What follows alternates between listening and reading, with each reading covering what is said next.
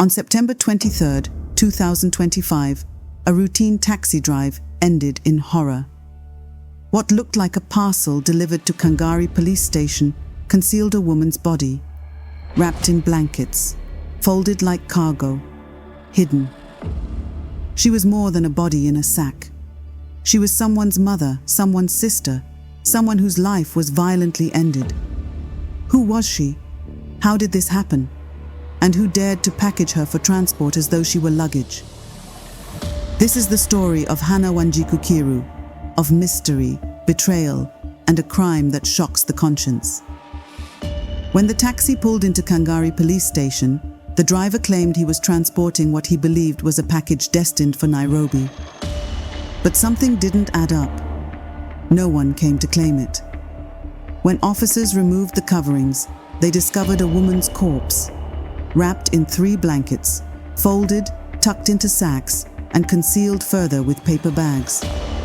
She wore a red dress, but reportedly no undergarments. Among the wrappings lay a blazer embroidered with the Gatanga CCM Secondary School logo, a strange and haunting clue. From the very moment of that unwrapping, the crime's theatrical staging became evident.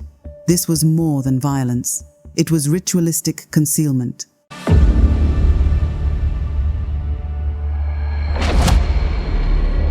Hello and welcome back to Murder Mystery Kenya, your home for the deepest, most gripping true crime and mystery stories from right here in Kenya and beyond. First, a huge thank you to all our amazing subscribers. Your support means the world to us.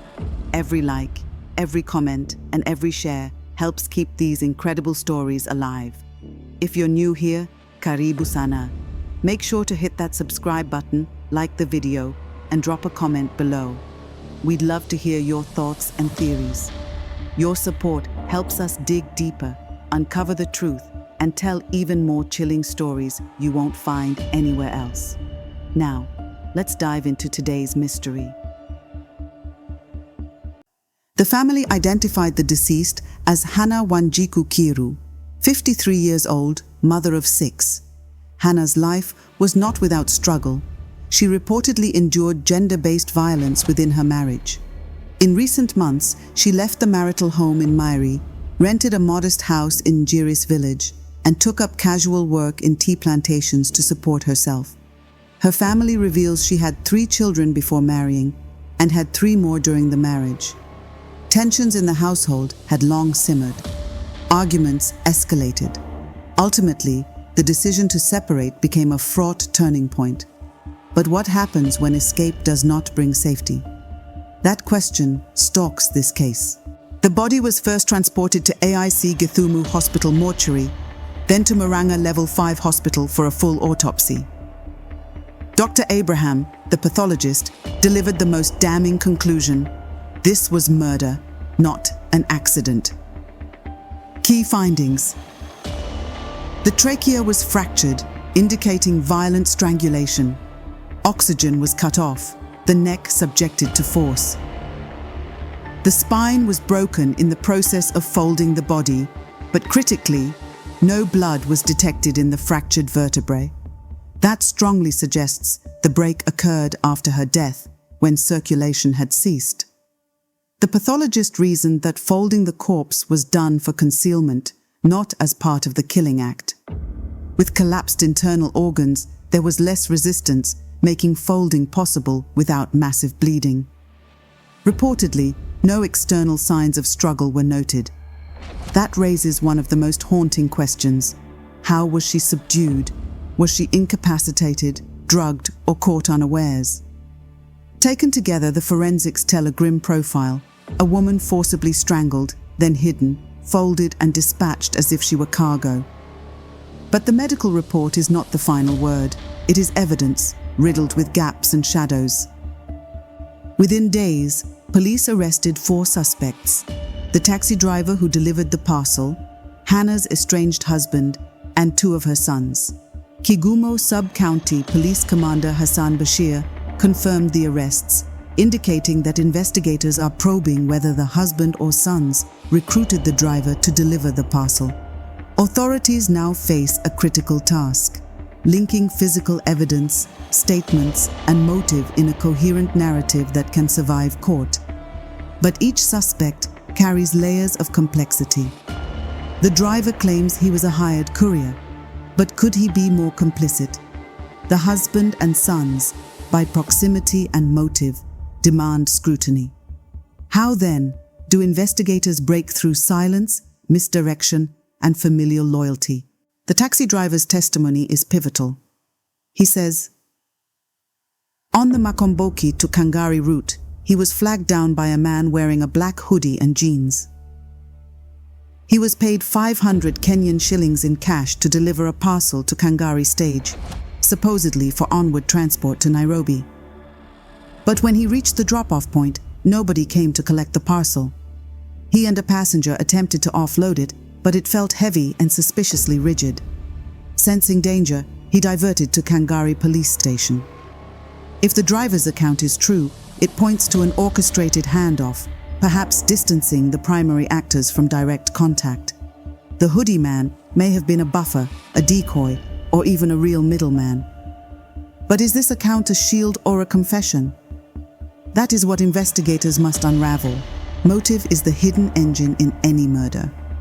In Hannah's case, several theories contend for plausibility, none proven yet.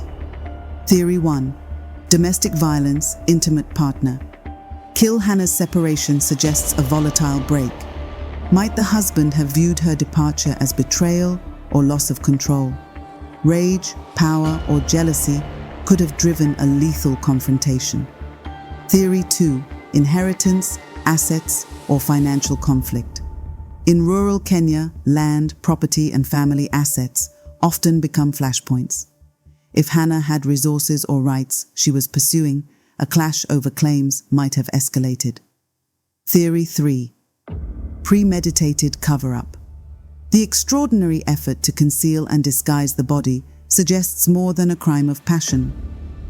Whoever did this feared detection, indicating planning, multiple actors, and weaponization of silence. Theory 4. Intermediary agents.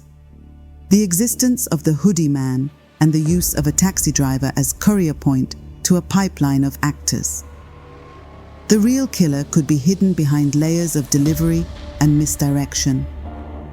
Each theory must contend with the medical facts, the timeline, and the gaps. No signs of struggle, a folded corpse, and limited forensic public disclosure. The most unsettling questions remain. Was Hannah drugged or incapacitated first? Did any suspect sustain injuries? What do phones, CCTV, or GPS logs reveal? What follows is our reconstructed timeline based on public reports and investigative leads. Sometimes are approximate. This is a map of possibility. Weeks beforehand, Hannah separates from her marital home in Mary, relocates to Njiri's, works in tea fields. Tensions intensify. September 23rd, evening, night. The murder occurs, unknown exact hour. The body is wrapped, folded, concealed. Shortly thereafter, the parcel is loaded onto a vehicle, passed to intermediaries or the taxi driver. In transit, the hoodie man may meet the taxi driver for the handoff. Approximately 20:20, taxi arrives at Kangari stage. No one collects it. 2100, sensing danger or suspicion, the driver diverts to Kangari Police Station. Within minutes, officers unwrap the parcel, discover the body, initiate crime scene procedures. Next morning, family notified, identity confirmed, news leaks.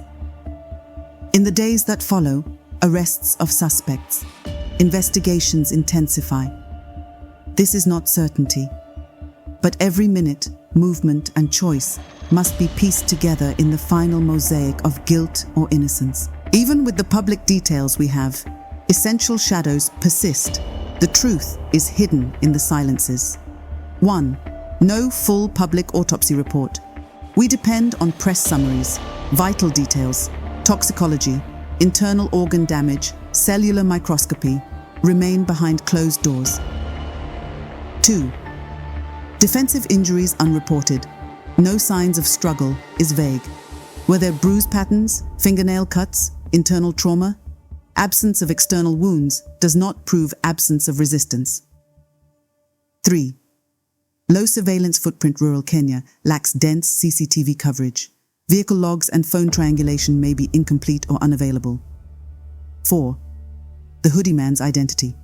Is he real? A hired accomplice? A phantom story? The possibility of diversion looms. 5. Packing and folding timing. Rigor mortis and tissue stiffness complicate folding.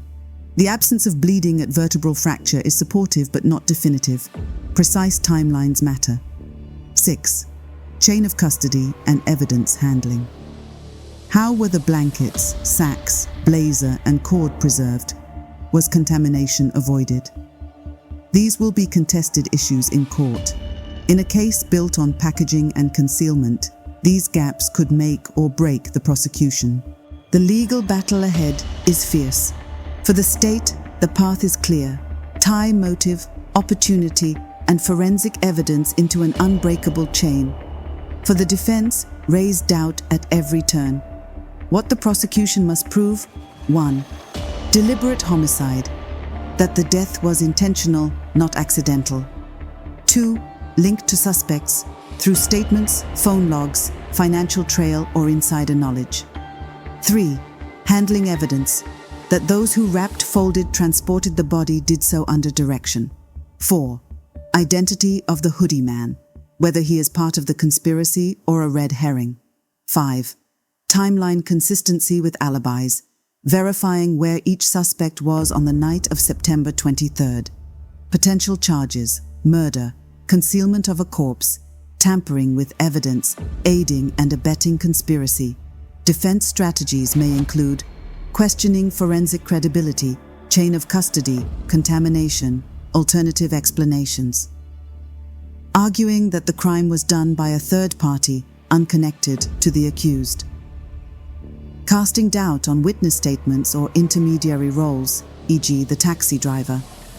Pointing to gaps in surveillance, missing data, or inconclusive forensic findings. This will be a test of Kenya's investigative integrity, forensic standards, and judicial resolve.